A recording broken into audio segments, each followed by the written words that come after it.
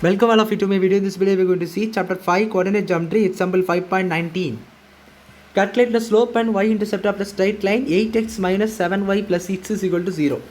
என்ன கொடுத்துருக்காங்கன்னா பாருங்க, slope and y-intercept காட்டிருக்காங்க 8x minus 7y plus 6 is equal to 0. இந்த equation கொடுத்துட்டாங்க, slope and y-intercept தெரியாது. நம்மளுக்கு வந்து ஃபார்முலா தெரியும், y is equal to mx plus c. So இந்த ஃபார்முலா யூஸ் பண்ணி நம்ம ஃபார்முலா மாதிரி இதே ஃபார்முலாவில் கொண்டு வரணும். இது ஈக்குவேஷன் 1ன்னு வச்சுக்கோங்க. ஃபார்முலாவை இந்த டேர்ம்ஸில் கொண்டு வரணும். இன் டேர்ம்ஸ் ஆஃப் திஸ் இதை மாதிரி கொண்டு வரணும். ஈக்குவேஷன் 1 எப்படி இருக்கோ அதே மாதிரி நம்ம இந்த ஈக்குவேஷனாக கொண்டு வரணும். ஸோ ஃபஸ்ட்டு ஒய் மட்டும் தனியாக வேணும். ஒய் இந்த லெஃப்ட் ஹேண்ட் சைடு எடுத்துருக்கு. அப்போ வந்து 0 வந்த பக்கம் 7 minus 7y அப்படியே அந்த சைடு எடுத்துருங்க. அப்போ 7y is equal to 8x plus c 6ன்னு கிடைக்கும். பட் நம்மளுக்கு ஒய் மட்டும்தான் ஆகணும். ஸோ அதனால் 7 வந்து கீழே டிவைடில் கொண்டு போயிருங்க. 8x plus 6y 7 ஆயிரும். 7 மட்டும், ஒய் இல்லை 7 மட்டும்.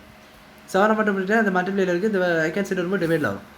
So y is equal to இது இப்போ உங்களுக்கு சேர்த்துருக்கு. அப்போ நம்ம தனித்தனியாக போட்டுக்கலாம். 8x by 7 plus 6 by 7.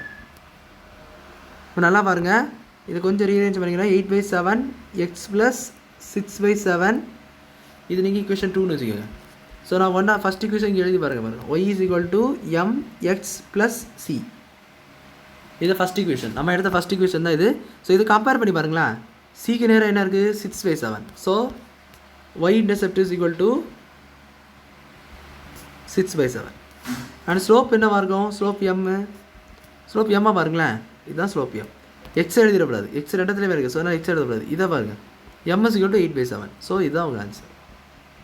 So அவங்க வந்து y-intercept ஸ்லோப் என்னன்னு சொல்லி கேட்டிருந்தாங்க, அதை நம்ம தனியாக கண்டுபிடிச்சிட்டோம். ஸோ இப்படி தான் இது வந்து ரீஅரேஞ்ச் பண்ணி நம்ம கண்டுபிடிக்கணும்.